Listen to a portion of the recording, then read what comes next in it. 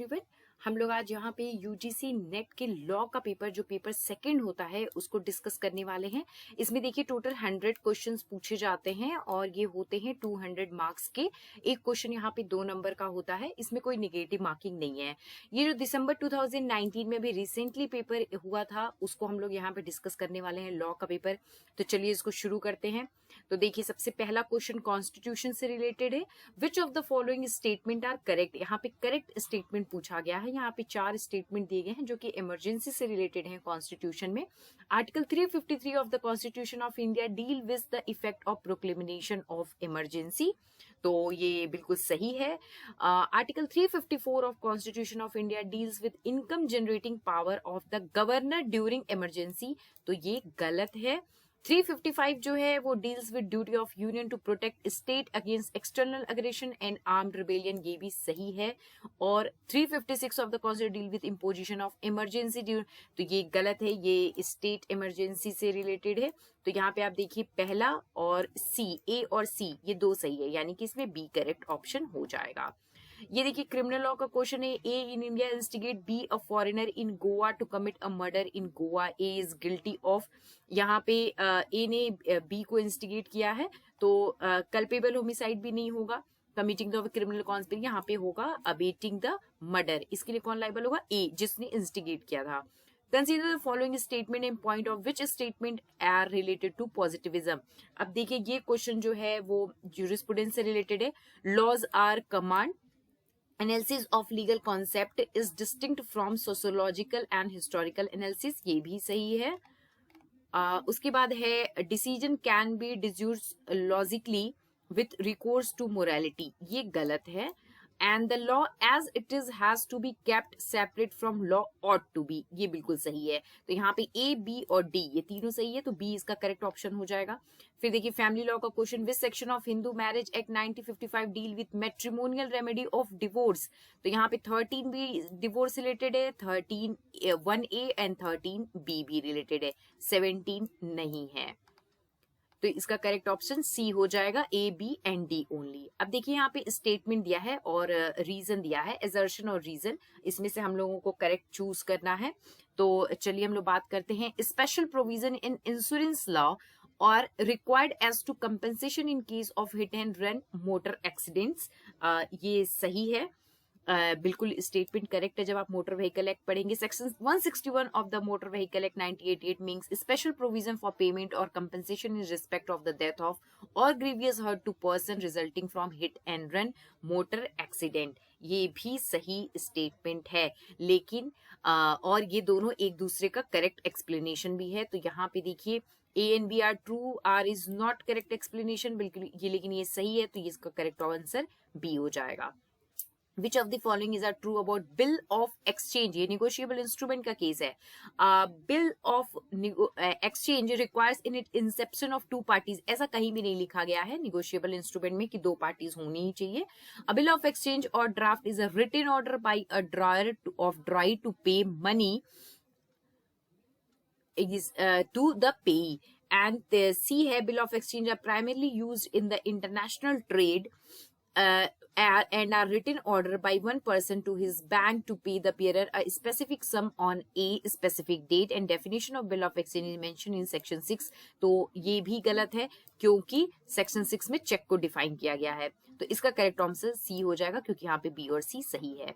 उसके बाद देखिए mention the following decision in a chronological order on extradition, international law का क्वेश्चन है। यहाँ पे आपको क्रोनोलॉजिकल ऑर्डर में इसको फिट करना है। तो देखिए राम बाबू सक्सेना वर्सेस स्टेट, ये सबसे पहले है। उसके बाद है आपका स्टेट ऑफ मद्रास, मतलब कि आपको यहाँ पे देखिए बी ऑप्शन दिख जाएगा जहाँ पे सी और डी आपका पहले ही आ गया है। उसके बाद है हंस मुलर का और उसके बाद है Mubarak Ali Ahmed versus state of Bombay, इसका करेक्ट आंसर बी है। Arrange the provision of Hindu succession act 1956 in chronological order, section wise आपको करने हैं इसको फिट। तो यहाँ पे देखिए आंसर यहाँ पे दिए हुए हैं। तो इसमें हम देखेंगे act not to apply to certain properties, जब भी कोई एक्ट अप्लाई नहीं होता है वो सबसे पहले सेक्शन में 3 या 4 सेक्शन में आपको जनरली देखने को मिल जाएगा कि कौन सा ये जो प्रोविजन है वो किस किस पे नहीं लगेगा। उसके बाद आपका आ जाता है full blood preferred to half blood, ये आता है वहां पे सेक्शन के थ्रू। तो सी और डी आपको मिल गया। यहाँ पे देखिए सी और डी सबसे पहले इसमें है, उसके बाद आपका आता है ए और B, presumption and failure of heirs. तो इसका करेंट आंसर यहाँ पे सी हो गया। इसको भी देखिए क्रोनोलॉजिकल ऑर्डर में ही डालना है, सोशल जस्टिस से रिलेटेड है कि कौन सा एक्ट कब आया है। तो सबसे पहले देखिए आता है इमोरल ट्रैफिक प्रिवेंशन एक्ट, ये इनके ईयर्स पूछे गए हैं, किन ईयर में ये एक्ट आए हैं। डी मैटरनिटी बेनिफिट एक्ट उसके बाद आपका आ जाएगा, और उसके बाद medical termination of pregnancy act and equal remuneration act. तो इसका करेक्ट आंसर हो जाएगा सी।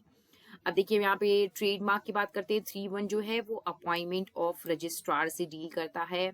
इन which of the following case supreme court held that so far as the guarantee of equal protection in section 14 is concern, any state action executive, legislative or judicial which contravenes article 14 is void। ये आया था decision जो है वो Budhan versus state of Bihar के case में।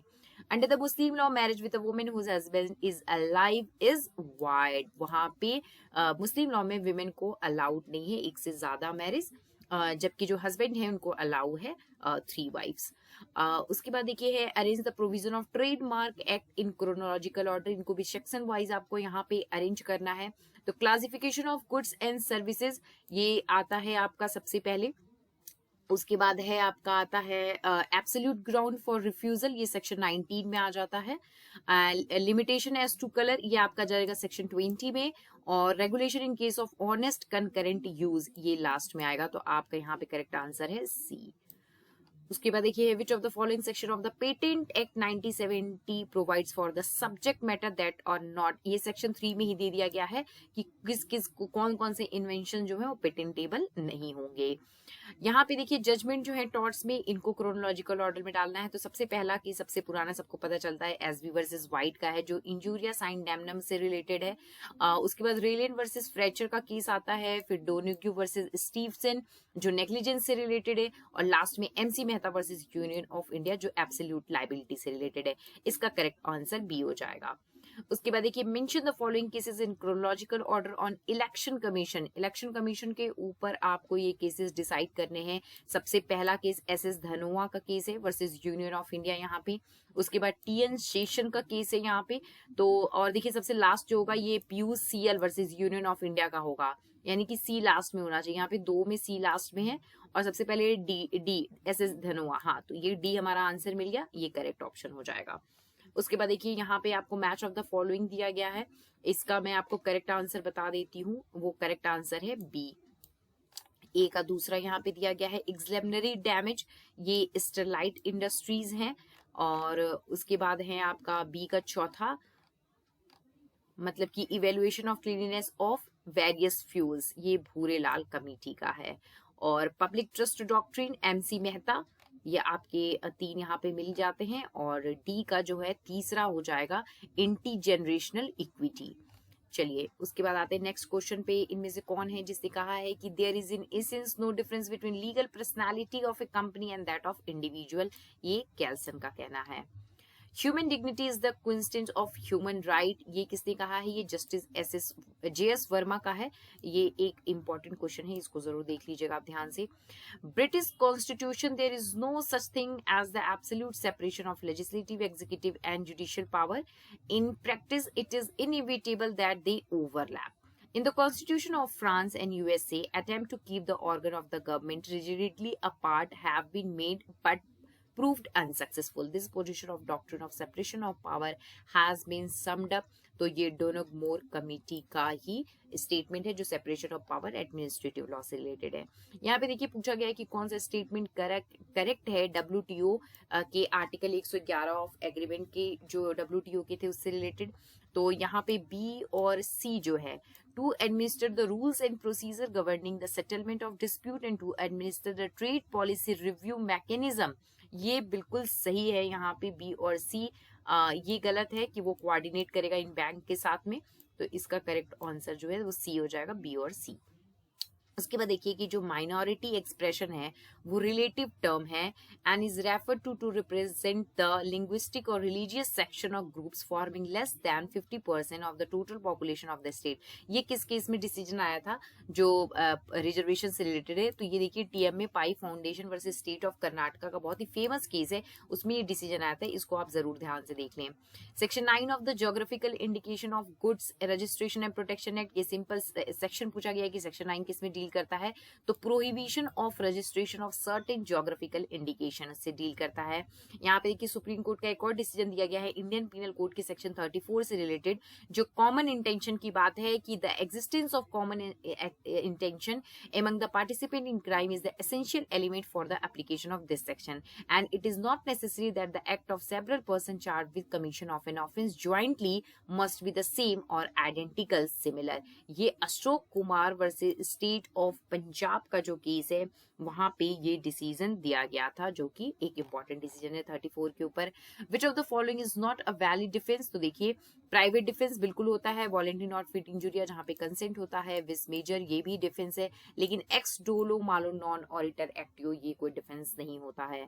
A valid contract can be entered into between parties under Indian contract act, इसमें से कौन सा लीगल रिस्क कॉन्ट्रैक्ट सही है, तो देखिए सेक्शन 10 है इंफॉर्मेशन टेक्नोलॉजी का, जो ई कॉन्ट्रैक्ट वगैरह होते हैं उसमें डील करता है, और 65B जो है इंडियन एविडेंस एक्ट का, ये भी कॉन्ट्रैक्ट पे अप्लाई होता है, तो यहाँ पे ए और बी दोनों से होगा, मतलब कि करेक्ट आंसर बी है। International Court of Justice is indeed a sine qua non for the establishment of rule of law in interstate relation। इसको किसने कहा था, हमारे जो जस्टिस नागेंद्र सिंह है जो आईसीजे में भी जज थे, इनके द्वारा ये स्टेटमेंट दिया गया है, ये इंपॉर्टेंट स्टेटमेंट है। Frustration of contract implies physical impossibility due to disappearance of the subject matter of contract or object has failed to materialize। ये सेक्शन 56 का आपको कॉन्ट्रैक्ट एक्ट देखेंगे तो वहां पे ये आंसर मिल जाएगा आपको। डैमनम साइन इंजुरिया का मतलब क्या होता है, डैमेज विदाउट इंजरी। आप यहाँ पे याद रख लीजिए कि डैमनम जो है वो डैमेज होता है, साइन का मतलब विदाउट और इंजुरिया का मतलब इंजरी होता है, और इसको उल्टा कर दिया जाए तो वहां पे हो जाता है इंजरी विदाउट डैमेज। इसका करेक्ट आंसर बी हो जाएगा। Various legislation relating to human rights in India are given below। इसको आपको करेक्ट उसमें क्रोनोलॉजिकल ऑर्डर में यहाँ भी डालना है जो इनके ईयर के अकॉर्डिंग है, तो देखिए इसका करेक्ट आंसर भी है। Protection of civil right act 1955 वाले जो सबसे पहले है, फिर इमोरल ट्रैफिकिंग एक्ट, ये भी हमने ऊपर भी डिस्कस किया था, सबसे पहले ये था। फिर आपका आता है बॉन्डेड लेबर सिस्टम और child labour prohibition and regulation act, इसका करेक्ट आंसर भी है। उसके बाद देखिए आ जाते हैं 31 पे, हम लोग आ जाते हैं 31 का जो क्वेश्चन है कि इसमें से कौन सा स्टेटमेंट करेक्ट है, तो chapter 6 of the United nation charter deal with the Pacific settlement of dispute, ये बिल्कुल सही है। The purpose of United nation is world peace, ये भी बिल्कुल सही है। सिक्योरिटी काउंसिल कंप्राइजेस 14 मेंबर, ये गलत है, यहाँ 15 मेंबर होते हैं, 5 परमानेंट और 10 नॉन परमानेंट होते हैं। Non permanent member are elected by the general for a period of 3 years, ये भी गलत है, वो 2 साल के लिए इलेक्ट होते हैं, तो यहाँ पे ए और बी दो सही है, तो इसका करेक्ट आंसर ए हो जाएगा। Professor Dicey gave following 3 meanings of rule of law: absence of arbitrary power और supremacy of law। Rule of law का सबसे पहला यही रूल होता है कि वहां पे आर्बिट्रेरीनेस नहीं होनी चाहिए। इक्वलिटी बिफोर लॉ, ये भी होनी चाहिए, ए और बी दोनों सही है। उसके बाद है कि the constitution is the result of the ordinary law of land, ये नहीं है, तो यहाँ पे आपका ए और बी यानी कि ए यहाँ पे सही हो जाएगा। अब देखिए इन स्टेट्समेंट को पढ़ना है, हिंदू एडॉप्शन और मेंटेनेंस एक्ट का ये सेक्शन है, और बताना है आपको कि ये सही है कि नहीं। सेक्शन 7 जो है वो capacity of male Hindu to take in adoption, ये बिल्कुल सही है। Section 13 deals with valid adoption not to be cancel, ये नहीं है, ये गलत है। Section 12 deal with the effect of adoption, ये सही है। और section 15 deal with the right of adoptive parents, ये गलत है, ये आप बेरक देखेंगे तो आपको वहां पे मिल जाएगा, तो यहाँ पे ए और सी सही है, तो इसका करेक्ट आंसर ए हो जाएगा। The provision of the Constitution are not mathematical formulas having their essence in their form. They are organic living institution transplanted from English soil, and their significance is vital, not formal. It is to be gathered not simply by taking the words and a dictionary, but by considering their origin and the line of their growth. ये Holmes जो chief justice हैं इनका ये statement है, इसको आप ध्यान लीजिए। इसमें से कौन सा स्टेटमेंट करेक्ट नहीं है regarding to distinction between civil and criminal liability. देखिए सिविल लाइबिलिटी जो है वो अराइजेज होता है when a wrong is against a private individual, and ये अराइज होता है which is wrong against the society, ये तो सही है। Civil liability entails punishment whereas criminal liability resulting to damages, ये गलत है यहाँ पे, ये इसका जस्ट विपरीत कर दीजिए, आप उल्टा कर दीजिए। सिविल लाइबिलिटी जो है वो डैमेजेस में डील करती है और क्रिमिनल लाइबिलिटी में पनिशमेंट मिलती है। The procedure for determining civil and criminal liability is different, ये सही है। Civil liability it is the act not the intention which is taken into consideration, criminal liability means is a determining factor, ये भी सही है। तो यहाँ पे देखिए जो सही आंसर होगा वो बी होगा, क्योंकि यहाँ पे नॉट करेक्ट पूछा गया है। अब आ जाइए 36 क्वेश्चन पे। द सुप्रीम कोर्ट और the high court in exercise of the power of judicial review can declare a law passed by the parliament और state legislature as invalid on the ground, किस ground पे वो उसको invalid declare करते हैं? तो it is not within the competence of the legislature which passed by law, बिल्कुल सही है। And it is in contravention of the fundamental right stipulated in part 3 of the constitution, ये भी सही है। The legislature did not apply its mind or it was prompted by some improper motive or arbitrary or unreasonable, ये नहीं होता है। यहाँ पे सिर्फ जो है आर्बिट्रेरी रहता तो इसको सही कर सकते थे, पर did not apply it's mind है तो ये यहाँ पे नहीं होगा। तो यहाँ पे ए और बी मतलब कि सही आंसर बी होगा यहाँ पे। Which of the following is not correct under section 8 of Hindu Succession Act? Firstly upon the class 1 जाता है बिल्कुल, secondly class 2 here को जाता है, thirdly agnates को जाता है, fourthly दिया है government को जाता है। यहाँ पे क्या होगा? cognate होगा। तो इसमें गलत क्या है? D गलत है, और यहाँ पूछा है not correct। इसके बाद आ जाइए legal sovereignty in India resides in the constitution itself and not in we the people of India, बहुत ही फेमस केस है केसवानंदा का केस, जहाँ पे ये कहा गया था। Following are good defences to an action in टॉट, एक्ट ऑफ गॉड बिल्कुल डिफेंस होता है। वॉलंटरी नॉट फिट इंजुरिया, ये भी होता है। प्राइवेट डिफेंस, ये भी होता है। ट्रस्टी डोर सन टॉट, ये कोई डिफेंस नहीं होता है। तो इसका करेक्ट आंसर ए, बी और सी है, मतलब कि यहाँ पे ये डी हो जाएगा। अब आ जाइए match of the following Hindu marriage act का है। सेक्शन 5(1) जो है वो किससे रिलेटेड है? वो मैरिजिएबल, ये यहाँ पे हो जाएगा मोनोगोमी, कि आपके एक से ज्यादा स्पाउस नहीं होने चाहिए शादी के टाइम पे। सेक्शन 7 जो है वो सेरेमनी से रिलेटेड है। 8 जो है वो रजिस्ट्रेशन से रिलेटेड है, और 3 जो है 5 को मैरिजिएबल ए से रिलेटेड है। तो इसका करेक्ट आंसर यहाँ पे बी हो जाएगा। अब देखिए हम 41 पे आ जाते हैं। यहाँ पे एजर्शन और रीजन है, every Hindu is bound to maintain his और लेजिटिमेट और इलेजिटिमेट माइनर हिंदू चिल्ड्रन, बिल्कुल सही है। अंडर सेक्शन 20 का sub clause 2 of the Hindu adoption and maintenance act, legitimate और इलेजिटिमेट माइनर चाइल्ड में क्लेम मेंटेनेंस फ्रॉम हिज और हर फादर और मदर। इसमें देखिए अब करेक्ट आंसर क्या होगा? तो दोनों ही सही है, और आर जो है वो इसका करेक्ट एक्सप्लेनेशन है, इसके पीछे का रीजन। तो ये बिल्कुल इसका सही आंसर सी हो जाएगा। अब हम आते हैं 42 पे। 42 में पूछा गया है कि इन जजमेंट्स को आपको जो डेथ पेनल्टी दी गई है उसके क्रोनोलॉजिकल ऑर्डर में लगाना है। तो इसमें देखिए सबसे पहला जो केस है वो जगमोहन सिंह का है। अब देखिए यहाँ पे सी 2 में है, बी में है और डी में है, और उसके बाद से आपका आ जाता है यहाँ पे Rajendra Prasad versus state of UP. Jagmohan के बाद ये आता है, तो सी और ए मतलब कि यहाँ पे आपको डी मिल गया। फिर आता है बच्चन सिंह का केस, और फिर आता है मच्छी सिंह का केस। तो इसका करेक्ट आंसर डी हो जाएगा। 43 का चलिए ए देख लेते हैं। Whoever attempt to commit robbery shall be punished with rigorous imprisonment for a term which may extend to 7 years and shall also be liable to fine, ये बिल्कुल सही है। 393 of the Indian Penal Code provide for rigorous imprisonment which may extend to 7 years and fine for the offence of attempt to commit robbery, ये भी सही है। तो यहाँ पे करेक्ट आंसर क्या हो जाएगा? करेक्ट आंसर हो जाएगा ए। Both A and B are true and R is the correct explanation of A. Which of the following is the composition of the International Bill of Human Right? यहाँ पे देखिए पूछा गया है, तो universal declaration of human right, international convention on civil and political right, international convention economic social and cultural right, the optional protocol to the international convention on civil and political right. और यहाँ पे आपको options दिए गए हैं, तो इनमें देखिए चारों ही सही है, तो इसका करेक्ट आंसर सी हो जाएगा। The law of nations is that collection of usages which civilized states have agreed to observe in their dealings with one another. ये डेफिनेशन जो है इंटरनेशनल लॉ का लॉर्ड कॉर्लिस ने दिया था। किस केस में दिया गया था वो यहाँ पे पूछा गया है, तो वो केस है क्वीन वर्सेस की का। ये आप ध्यान से देख लीजिए question number 45। Match of the following यहाँ पे आपको देखना है, इसका करेक्ट आंसर मैं आपको बता देती हूँ, ए है। यहाँ पे फिशर वर्सेस वेल जो है वो इनविटेशन टू ट्रीट से रिलेटेड है। हार्वी वर्सेस वीसी जो है वो कोटेशन ऑफ प्राइस से रिलेटेड है, और मोहरी बीबी का केस सबको पता है कि माइनर से रिलेटेड है, और डनलप वाला जो है वो प्राइवेटी ऑफ कॉन्ट्रैक्ट से रिलेटेड है। Which one of the following can not be treated as delivery under the sale of goods act?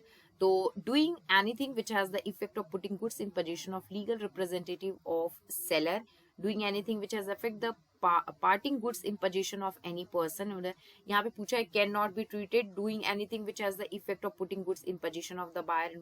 इसका करेक्ट आंसर देखिए ए हो जाएगा, क्योंकि यहाँ पे ये पूछा है कि क्या नहीं ट्रीट किया जाएगा, तो 47 का ए होगा। 48 का बी हो जाएगा आंसर। मैं आपको बता देती हूँ, in which of the following case the supreme court of India has specifically said that federal structure is the basic feature of the constitution. ये एसआर बोमाई का केस है, बहुत ही फेमस केस है। अब आ जाइए 49 पे, starting from the earliest arrange the following countries in chronological order office of ombudsman. तो देखिए ऑफिस ऑफ ओम्बुड्समैन सबसे पहले जो इंस्टीट्यूशन जिसने स्टैब्लिश किया था वो स्वीडन कंट्री है, तो यहाँ पे स्वीडन हो जाएगा। उसके बाद फिनलैंड ने किया था। ए और डी आपको देखिए मिल जाएगा यहाँ बी में, और उसके बाद से था आपका न्यूजीलैंड और यूनाइटेड किंगडम, तो इसका करेक्ट आंसर बी होगा। अब यहाँ जाइए, इंडियन पीनल कोड का सेक्शन दिया गया है, बहुत ही यहाँ पे सिंपल है।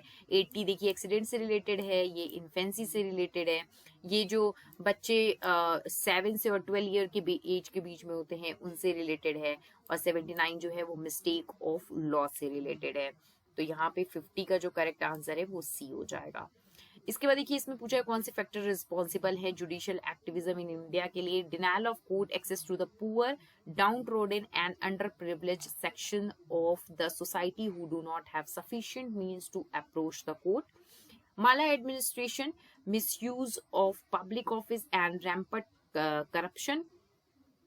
और उसके बाद से आपका दिया है increasing social problem as environmental pollution, child labour, smoking, public places, private condition, gross violation of human right. ये मेरे ख्याल से चारों ही हैं जिनकी वजह से जुडिशियल एक्टिविज्म ज्यादा इंडिया में वो हो चुका है फेमस। देखिए इसका करेक्ट आंसर जो है वो डी हो जाएगा, क्योंकि इसके चारों ही आंसर सही हैं।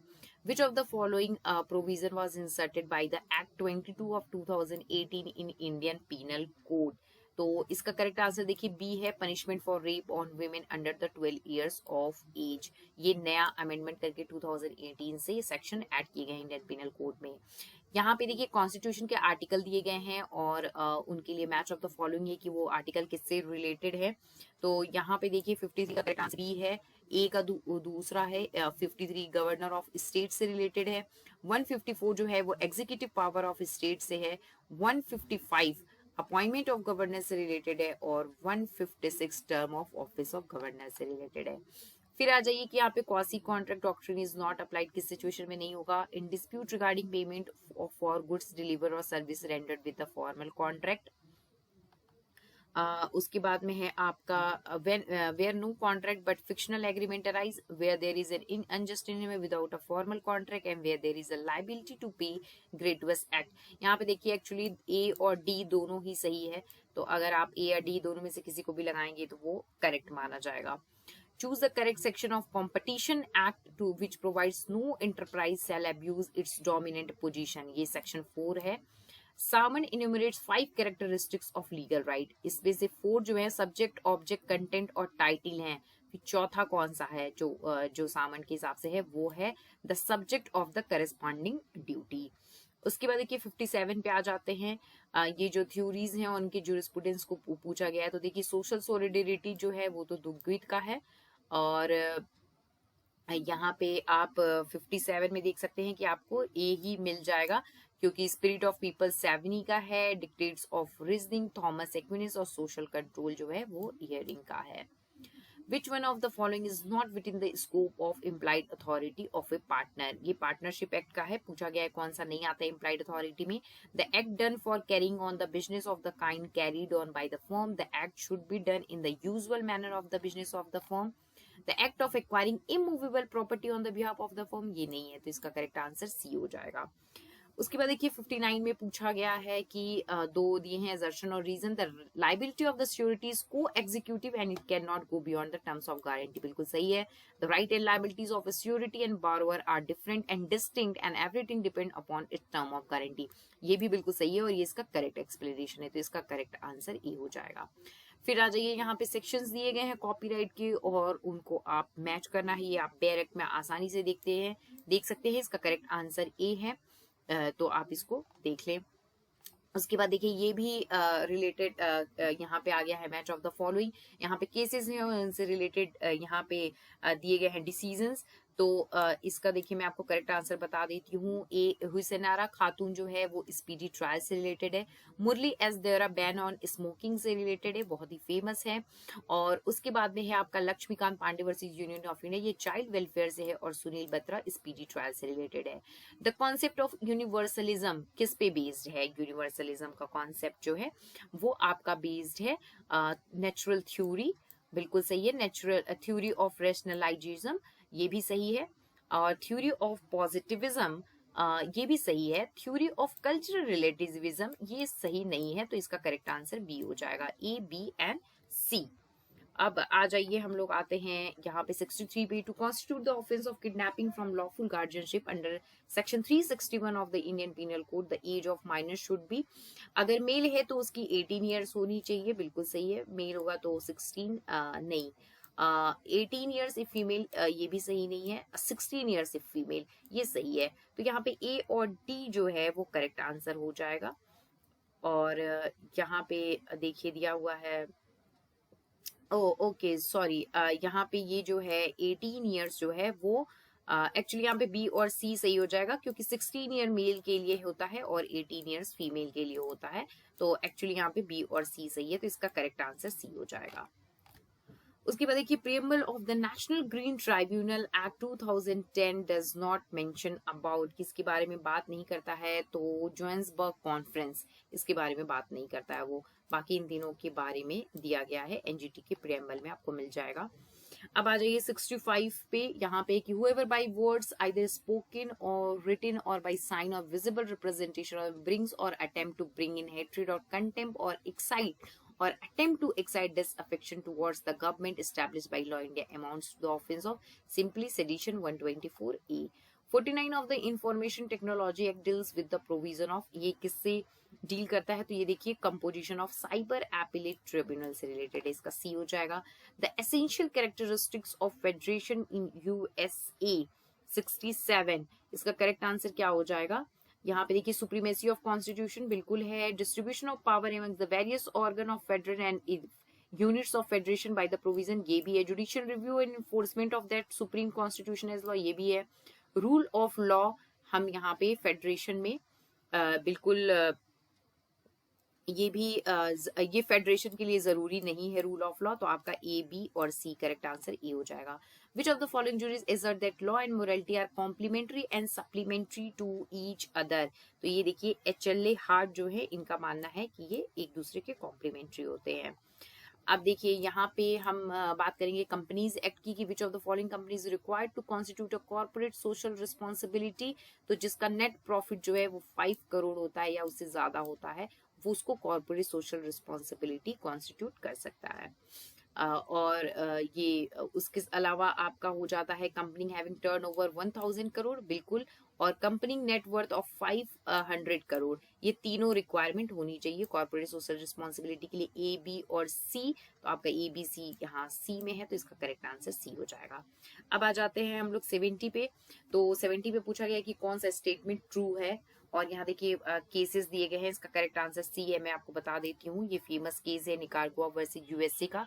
यहाँ पे वर्ल्ड कोर्ट ने मेजॉरिटी के साथ ये व्यू लिया था कि the sources of international law are not hierarchical but are necessarily complementary and interrelated. इसके बाद हम आ जाते हैं 71 पे। To constitute the offence of affray under the section 159 of Indian penal code there must be. Affray के लिए क्या जरूरी है? तो एफ्री के लिए 2 या 2 से ज्यादा पर्सन जरूरी है, पहला वाला गलत है यहाँ पे। और उसके अलावा आप देखिए क्या हो जाएगा, fighting in public place to disturb public peace, ये भी सही है। फाइटिंग इन प्राइवेट प्लेस तो एफ्री नहीं होगा, मतलब कि यहाँ पे आपका कौन सा ऑप्शन सही हो गया? बी सही हो गया, बी और सी सही है। इसके बाद हम आएंगे, which of the following could be consider to be advantage of legislation over precedent? ये एडमिनिस्ट्रेटिव लॉ का क्वेश्चन है। Abrogative capability, foreknowledge, prospective application और सिस्टमैटिक अरेंजमेंट, ये चारों ही यहाँ पे सही है, इसका करेक्ट आंसर सी हो जाएगा। 73 में हम आते हैं, subject to the rules of jus cogens local customary law can supplement और डेरोगेट फ्रॉम जनरल कस्टम, ये सही है। International law does not recognize the concept of local custom, ये गलत है। इंटरनेशनल लोकल कस्टम का भी कॉन्सेप्ट रिकॉग्नाइज करती है, तो यहाँ पे हो जाएगा सी, ए ट्रू है एंड आर फॉल्स है। अरे 74 पे इसमें पूछा है कौन सा स्टेटमेंट करेक्ट है या नहीं, तो चलिए इसको भी हम लोग देखते हैं। यहाँ पे है the supreme court of India has original jurisdiction यानी dispute between the government of India and one or more state, ये सही है ए आपका। The supreme court of India has original in any dispute between government of India and any state or state on one side, and ये भी सही है आपका। The supreme court of India has original in any dispute between government of India and individual, individual के साथ में original jurisdiction नहीं होता है सुप्रीम कोर्ट का। Has only in any dispute on India, ये भी सही नहीं है, ए और बी यानी आपका करेक्ट आंसर ए है। 371F स्पेशल प्रोविजन, ये सिक्किम का, ये किससे हुआ था इंसर्ट, किस अमेंडमेंट एक्ट से, तो ये देखिए हुआ था 36 अमेंडमेंट एक्ट से। Constitution of India require the state to adopt the protectionist policy and improvinist policy, which one of the following article declares the above, ये किस आर्टिकल में है, तो 48 ए हो जाएगा आपका। यहाँ पे 76 का करेक्ट आंसर सी है। The word taught has been derived from the Latin word totum, ये टॉटन जो है वो लैटिन वर्ड है। Which of the following is not correct under Muslim law. अब आ जाइए 78 पे हम लोग आ जाते हैं। तो in a gift transaction delivery of purchase is necessary, in a will it is not required, doctrine of मूसा is also applicable in case of disposition by will, ये जो है वो सही नहीं है, इसका करेक्ट आंसर यानी कि बी हो जाएगा यहाँ पे आपको। अब आ जाइए 79 पे आते हैं। Which of the following is not a primary source of Muslim law, primary source इसमें क्या नहीं है, तो तकलीद, ये कोई प्राइमरी सोर्स नहीं है। कियास भी है, कुरान भी है और सुन्नत भी है। अब आ जाते हैं हम लोग 80 क्वेश्चन पे कि according to section 233 of the constitution of appointment of district जज शैल बी मेड बाय, इसका करेक्ट आंसर सी है, the governor of state in consultation with the high court exercising jurisdiction in relation to such state, 80 का सी हो जाएगा। अब आ जाइए 81 पे, यहाँ पे हम देखेंगे right to education seeks to provide free and compulsory education to all children between 6 to 14 years, but a modification in child labour act formalise employment of children 0 to 14 years in the family enterprises. Therefore, which of the following ILO convention is violated? यहाँ पे convention 138 और convention 182, ये यहाँ पे दोनों violet हो रहे हैं, तो इसका correct answer A and B हो जाएगा, ए हो जाएगा यानी। In which of the following cases it was held that there is no distinction between de facto and de jure recognition for the purpose of giving effect to the international act of the recognized authority? इसका correct answer देखिए Luther versus Sagar है। Provision under copyright act is given as under 83, इसका correct answer देखिए यहाँ पे D हो जाएगा, ए और बी इसमें दोनों ही है, 52 बी भी हो जाएगा, 53 ए बी, ये बिल्कुल सही है ये दोनों। उसके बाद चलिए 84 को देखते हैं। तो 84 दिया हुआ है कि a malignant act likely to spread infection or disease dangerous to life making atmosphere noxious or health are punishable offence for environment protection, but the punishment are meagre to meet objective, इसमें से कौन सा जो है वो सही होगा? तो देखिए इंडियन पीनल कोड, ये यहाँ पे करेक्ट आंसर होगा जहाँ पे पनिशमेंट दिया गया है 84 का। अब आ जाते हैं 85 पे। तो some of the notification under environment protection act 1986 is listed below. 85 यहाँ पे दिया गया है, choose the correct option year wise. Coastal regulation, environment impact assessment and dumping and disposal of fly ash, ये नोटिफिकेशन ऑन, ये A सही है यहाँ पे। बाकी आप बी सी और डी भी देख लीजिएगा, करेक्ट आंसर वैसे ए है। 86 पे चलिए आ जाते हैं। Ownership can be legal and vested, आपका हो सकता है, नहीं हो सकता है। लीगल एंड इक्विटेबल, ये हो सकता है। यहाँ वेस्टेड और कंटिंजेंट होता तो ए सही हो जाता। एब्सोल्यूट एंड लिमिटेड, ये भी हो सकता है। ट्रस्ट एंड बेनिफिशियल ओनरशिप, ये भी हो सकता है। तो 86 का जो करेक्ट आंसर है वो बी हो जाएगा, ए नहीं होगा क्योंकि उसके लिए वेस्टेड और कंटिंजेंट होता तब सही होता। To constitute the offence of theft under the Indian penal code, क्या क्या जरूरी है थेफ्ट के लिए इंडियन पीनल कोड में? तो taking away of the movable property बिल्कुल सही है, without the consent of the person, ये भी सही है। Taking away of immovable, theft immovable property का नहीं होता है, विद द कंसेंट, अगर कंसेंट होगा तो उसको थेफ्ट नहीं माना जाएगा, तो यहाँ पे ए और बी, बी सही है। Which of the following statement and statements are correct, यहाँ पे 88 में कुछ दिए हुए हैं। तो इसका करेक्ट आंसर देखिए बी है, यहाँ पे बी और सी जो है, convention of nationality of married women was adopted in 1957 and convention on the reduction of statelessness was adopted in 1961, ये सही है। अब आ जाइए, मैच ऑफ द फॉलोइंग दिया हुआ है यहाँ पे कि आपको यहाँ पे डिसीजंस और केसेस है। United state of America versus Italy 89, ये देखिए केस कंसर्निंग इलेक्ट्रोनिका सिक्यूला एसपीए, ये इससे रिलेटेड है। ए का दूसरा आपका यहाँ पे मिलता है। इसका करेक्ट आंसर ये है बी। ए सेल्वेडोर वर्सेस हॉन्डुरस, ये आपका रिलेटेड है land, island and maritime dispute case से। और स्पेन वर्सेस कनाडा जो है वो फिशरीज जुरिडिक्शन है, और यूगोस्लाविया वर्सेस यूएस जो है वो legality of the use of force से रिलेटेड है। फिर देखिए यहाँ पे कुछ सेक्शंस दिए गए हैं कंज्यूमर प्रोटेक्शन एक्ट 1986 के, और उसका यहाँ पे आंसर है। देखिए अब ये जो कंज्यूमर प्रोटेक्शन एक्ट है वो पूरा चेंज हो गया है, हमारा 2019 का नया एक्ट आ गया है जो अभी जुलाई 2020 में फोर्स में भी आ गया है। तो अब क्वेश्चंस उससे पूछे जाएंगे, तो आप प्लीज अब एक बार वो वाला एक्ट पढ़ के जाएं। वैसे इसका करेक्ट आंसर डी था, आप नया एक्ट जरूर पढ़ लें। The preamble of the constitution, अब देखिए यहाँ पे ये पूरा पैराग्राफ दिया गया है रीड करने के लिए। अब आप ये पैराग्राफ खुद से रीड कर सकते हैं। आपको अगर यहाँ पे आप यहाँ वीडियो में नहीं पढ़ पा रहे हैं तो मैंने अपने टेलीग्राम चैनल पे भी इस पेपर को पोस्ट किया है। आपको टेलीग्राम चैनल का लिंक डिस्क्रिप्शन बॉक्स में मिल जाएगा, वहां जाके आप इसको देख लीजिए। मैं इसके जो करेक्ट आंसर्स हैं वो आपको बता देती हूँ। यहाँ पे जो पैराग्राफ के अकॉर्डिंग करेक्ट आंसर होंगे, 91 का यहाँ पे डी है, 92 का यहाँ पे बी होगा आंसर, और 93 का ए है, 94 का बी होगा। ये केसवानंदा केस का भी है, preamble is the part of constitution, लगभग वो वैसे ही है पैराग्राफ में जो आप जनरली पढ़ते हैं, कुछ अलग नहीं है। रूल ऑफ लॉ जो है वो आर्टिकल 14 में है। Constitution का provision imposes an obligation on the union to ensure that the government of state is carried on in accordance with the provision of the constitution, ये आर्टिकल 355 में दिया गया है। और 356(1)(v जो क्या प्रोवाइड करता है कि president may by proclamation under article इतना declare that the power of legislature of the state shall be exercisable by or under the authority of parliament. तो ये इसके कुछ करेक्ट आंसर्स हैं। अब आ जाइए 95 देख लेते हैं। On which ground of the following restriction can be imposed on freedom of religion under 25(1) of the constitution. तो 95 में देखिए पब्लिक ऑर्डर, मोरालिटी और हेल्थ, इन तीन पे रेस्ट्रिक्शन लगाया जा सकता है। फिर से यहाँ पे पैराग्राफ दिए गए हैं कुछ जो लीगल थ्योरी से रिलेटेड हैं, आपको ये पैरा पढ़ने हैं और उसके बाद में आंसर्स करने हैं। यहाँ पे 5 क्वेश्चन है, मैं इसका आंसर आपको बता देती हूँ। Law is always in state of continual change, this is the basic टीनेट of, ये रियलिस्ट जूरिस्प्रूडेंस होता है। 97 law must remain free from social sciences, metaphysical, ethical and moral element. इसका करेक्ट आंसर देखिए ये किसने प्रोपाउंड किया था, तो ये कैल्सन ने प्रोपाउंड किया है। Who defined jurisprudence as a formal science of positive law, ये होलैंड ने डिफाइन किया है jurisprudence को। उसके बाद है in the right of above answer the following.